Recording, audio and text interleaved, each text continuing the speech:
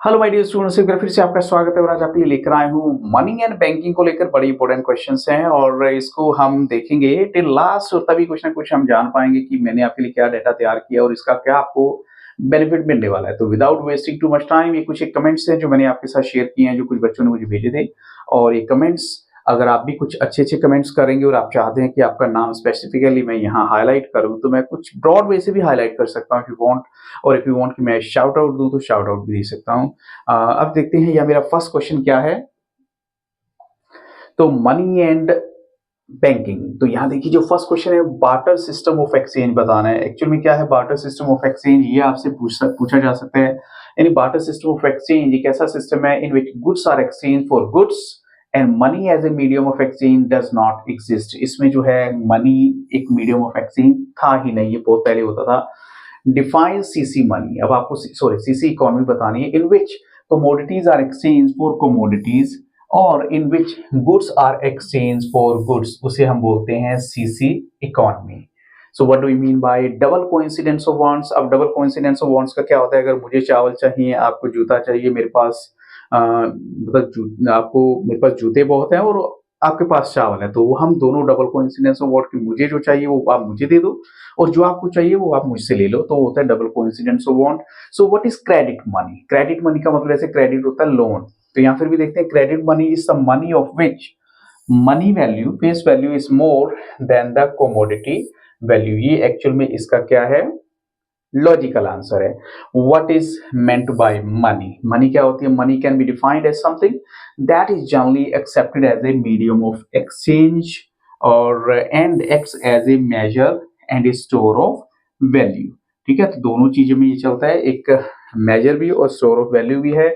ऐसे what are the components of money supply, यानी money supply जो है आपको कहाँ से हो सकती है।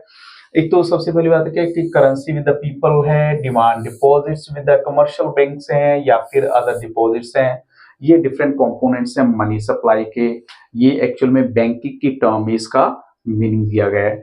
So who are the suppliers of money in India, तो यहाँ कहेंगे the government of the country, the central bank of the country, the commercial banks. ये एक्चुअल में तीन यहाँ पर मैंने दे दिए, मेंशन कर दी इस पे।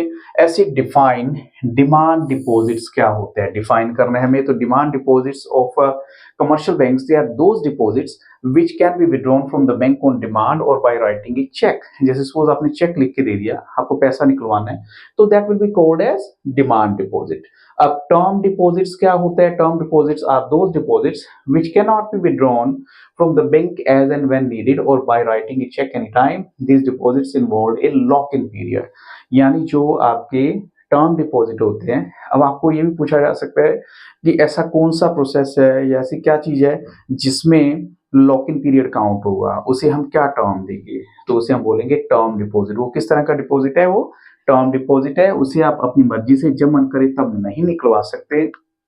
डिफाइंड प्राइमरी डिपॉजिट्स, तो ये प्राइमरी डिपॉजिट्स क्या होते हैं, तो प्राइमरी डिपॉजिट्स यहाँ पर हैं cash deposits with the commercial banks by the people. ऐसे these are a part of demand deposits of the bank.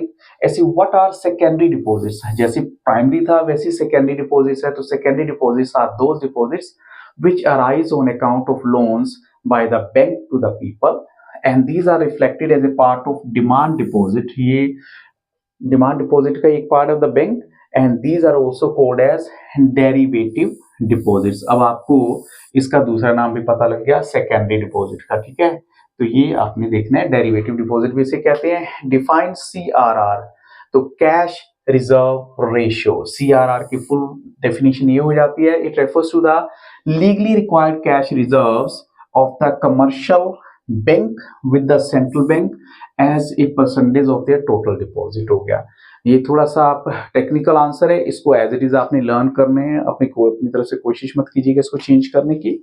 ऐसे नेक्स्ट है मेरा डिफाइन एसएलआर। एसएलआर क्या होता है ये देखिए, तो ये होती है स्टैट्यूटरी लिक्विडिटी रेशियो। इसका मतलब होता है liquid assets to the liquid assets of the commercial banks which they are required to maintain as a minimum percentage of their total deposit. ठीक है, ऐसे व्हाट इज रेपो रेट, ये बहुत important है, that is very important. Repo rate क्या होती है, actual में repo rate is the rate of interest at which commercial banks can park their surplus funds with the central banks for a short period of time, यानी commercial bank क्या कर सकते हैं, कुछ बेनिफिट के लिए शॉर्ट पीरियड ऑफ टाइम के लिए अपने सरप्लस जो फंड होते हैं उसको यूज कर सकते हैं, सेंट्रल बैंक को दे सकते हैं। अब यहां पर जो मेरा नेक्स्ट क्वेश्चन है वो है, ये कहते हैं what is the difference between fiat money and the commodity money. अब देखिए फिएट मनी और कमोडिटी मनी के बीच का आपको डिफरेंस बताना है। ये क्योंकि मनी एंड बैंकिंग वाला टॉपिक है तो सारे क्वेश्चंस वही मिलने वाले। पहले तो ये देखिए कि फिएट मनी, उसके बाद है मेरा कमोडिटी मनी। फिएट मनी क्या होती है? Fiat money derives its value from government decree और legal tender laws. It is not backed by physical commodity like gold और silver. Examples include paper currency and coins issued by modern governments। तो ये fiat money होती है। जैसे हम कहते हैं ना कि जो आपके पास कोई गोल्ड है उसको किसी भी तरीके से यूज कर लो, तो फिएट मनी का वो पार्ट नहीं है। जो कमोडिटी मनी है वो उसके ऑपोजिट है। ये कहते हैं commodity money has intrinsic value based on the material it is made of. जैसे examples include gold coins, silver coins and even livestock in some historical context. तो कुछ जगह तो ये लाइवस्टॉक भी काउंट हो जाएगा उसमें। So what is the role of central bank in the country's economy? Central bank का क्या रोल है? एक तो जितनी भी मॉनेटरी पॉलिसीज हैं, ठीक है, वो सारे इसी ने देखनी होती है। फिर जितने भी बैंक्स हैं उसके अंडर आते हैं, उनको रूल्स एंड रेगुलेशंस को फ्रेम करने का काम इसका लेंडर ऑफ लास्ट रिजॉर्ट, मतलब इससे ऊपर कुछ है ही। तो कुछ भी अगर इसमें गड़बड़ हुई तो समझो सारा सिस्टम कोलैप्स हो जाएगा। और मैनेजिंग फॉरेन एक्सचेंज रिजर्व्स, उसको भी जो मैनेज करने का काम किसका होता है? Central bank of the country होता है। उसमें किसी आम बैंक का रोल नहीं होगा बिल्कुल भी। और नेक्स्ट मेरा यहाँ क्वेश्चन क्या है वो भी देखते हैं। यह explain the concept of fractional reserve banking. अब ये क्या होती है जो फ्रैक्शनल रिजर्व बैंकिंग है? What does it mean? Fractional reserve banking is a system where banks only hold a fraction of their depositors fund. थोड़ा बहुत फ्रैक्शन रखते हैं अपने डिपॉजिटर फंड का and lend out the remaining portion. Suppose bank के पास 100 करोड़ आया तो 10 करोड़ अपने पास रखेंगे, रेस्ट ऑफ द मनी वो क्या करेंगे? वो आगे सर्कुलेट कर देंगे उधारी में कहीं भी, मतलब। And this practice allows banks to create money and expand the money supply, stimulating economic activity. However, it also carries the risk of bank runs if depositors lose confidence and withdraw their funds en masse। अब मतलब ये भी देख लीजिए, कई बार ऐसा हो जाता है कि बैंक ने पैसा कहीं कहीं इधर उधर सर्कुलेट कर दिया, लगा दिया, ये सोच के कि ठीक है कुछ इंटरेस्ट रेट आएगा, उससे अपनी मनी को और बढ़ाएंगे, लेकिन कई बार गड़बड़ भी हो जाता है। तो with these questions I'm going to stop this video, but this is not the end. I wish you all the very best। अगर वीडियो अच्छी लगी तो लाइक जरूर कीजिएगा, प्लीज प्लीज इतना तो कर दीजिएगा। देखो एक लाइक ही तो मांग रहा हूँ आपसे, प्लीज आप लाइक जरूर कीजिएगा और अच्छा लगे तो कमेंट भी जरूर कीजिएगा। आपकी वाइवा बहुत अच्छा जाने वाला है। You are going to rock the viva. Thank you very much and very nice day.